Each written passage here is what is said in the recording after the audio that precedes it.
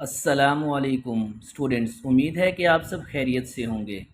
आज हम topic number 2 start कर रहे हैं। उसके पास पेपर के क्वेश्चन जो पिछले साल हमें कुछ स्टूडेंट से रिसीव हुए हैं, तो उनकी तादाद टोटल 10 है।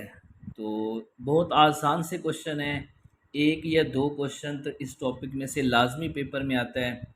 तो बच्चे स्टार्ट करते हैं आज की क्लास। पहला क्वेश्चन हमारे पास है यहाँ पे, cats are mammals, dogs are mammals. इसका तरीका हम लोगों ने पढ़ा था कि इसे हम वेन डायग्राम के ज़रिए ही करते हैं। तो सबसे पहले हम डायग्राम बनाएंगे कैट्स आर मैमल्स, यानी कैट्स, कैट्स से पहले कोई भी क्वांटिफायर नहीं है, तो इसका मतलब अंडरस्टूड है कि ऑल कैट्स की कैटेगरी की बात कर रहे हैं। तो इसका मतलब है कि all cats are mammals. Second हमारे पास है डॉग्स आर मैमल्स। डॉग से पहले भी कोई क्वांटिफायर नहीं है, तो अंडरस्टूड है कि डॉग भी हमारे पास किसके अंदर होगा, मैमल्स के अंदर होगा। बेटा याद रखिएगा, कैट्स और डॉग्स के बारे में हमें स्टेटमेंट में कुछ भी नहीं बताया गया, लिहाजा हम कैट्स और डॉग्स को सेपरेट रखेंगे। जिस वेरिएबल की जिसके साथ जो क्वांटिफायर बताया गया उसी के साथ उसका लिंक बनाएंगे। अगर थर्ड वेरिएबल कोई आ भी रहा है तो वो सम का रिलेशन ही पॉसिबल हो सकता है, ऑल का रिलेशन हम नहीं बना सकते। अब बेटा देखिए, डायग्राम आपके पास बन गई। अब डायग्राम को हम ज़रा यहाँ पे तवज्जो से देखते हैं। पहला कंक्लूजन क्या हमारे पास वैलिड है, cats are dogs, cats and dogs are mammals. तो देखो बेटा, कैट्स और डॉग्स ये दोनों के दोनों क्या हैं, सबसेट हैं मैमल्स के। तो पहला कंक्लूजन हमारे पास यहाँ पे वैलिड हो रहा है, ये दुरुस्त है। कैट्स आर डॉग्स, बेटा कैट्स और डॉग्स के बारे में हमें कोई इन्फॉर्मेशन नहीं दी गई, जिसके बारे में हमें स्टेटमेंट में कोई इन्फॉर्मेशन गिवन ना हो तो वो इनवैलिड होता है। इसका आंसर हमारे पास बनेगा only one follow. Question number 2 पे चलते हैं बच्चे। क्वेश्चन नंबर 2 में हमारे पास है यहाँ पे, ये देखिए, क्वेश्चन नंबर 2 में हमारे पास है यहाँ पे स्टेटमेंट में आप देखें, सम कैट्स आर रैट्स। इसकी डायग्राम अगर हम बनाते हैं तो बच्चे इसकी डायग्राम हमारे पास कैसे बनेगी, सम कैट्स, ये बेटा आपके पास कैट्स आर रैट्स, सम की डायग्राम हम ऐसे ही बनाते हैं, some cats are rats, all rats are trees, सारे के सारे रैट्स। बेटा देखिए, ये रैट्स से हम बाउंड्री लाइन से बनाएंगे diagram, all rats are trees, ये ट्री की डायग्राम हमारे पास आ जाएगी। No tree, some trees are not cats. अब बेटा देखिए, कुछ ट्री का पोर्शन ऐसा है, ये देखिए बेटा, ये पोर्शन मैं शेड जो कर रहा हूँ ये ट्री का ऐसा पोर्शन है, some trees are not cats, जो कैट नहीं है। कोई भी पोर्शन आप बना सकते हैं इसके अलावा। ये जो पोर्शन है ये सम ट्रीज आर कैट्स का भी है, सम ट्रीज आर रैट्स का भी है ये पोर्शन। इस पोर्शन के अलावा आप कहीं पे भी कोई पोर्शन ले सकते हैं, वो आपके पास some trees are not cat को रिप्रेजेंट करेगा। तो अब हमारे पास देखते हैं पहला कंक्लूजन, इसमें क्या बताया गया है, क्या पूछा गया है, सम ट्रीज आर कैट्स। तो देखते हैं बेटा, सम ट्रीज आर कैट्स, ये जो आपके पास डायग्राम ये बिल्कुल वैलिड है, सही है। All cats are trees, all cats are trees नहीं बेटा, सम कैट्स आर ट्री हमारे पास है, ऑल कैट्स नहीं है। All rats are cats, all rats are cats नहीं बेटा, रैट्स का कैट के साथ सम का रिलेशन है, तो ये भी हमारे पास वैलिड नहीं है।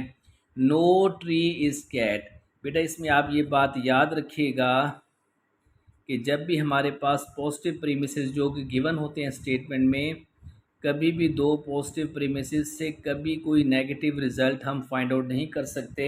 और वैसे भी आप डायग्राम से भी देख सकते हैं कि no tree is cat, tree और कैट के दरमियान में हमारे पास या तो बेटा सम ट्री आर कैट्स का रिलेशन है, या जो गिवन हमारे पास है some trees are not cat.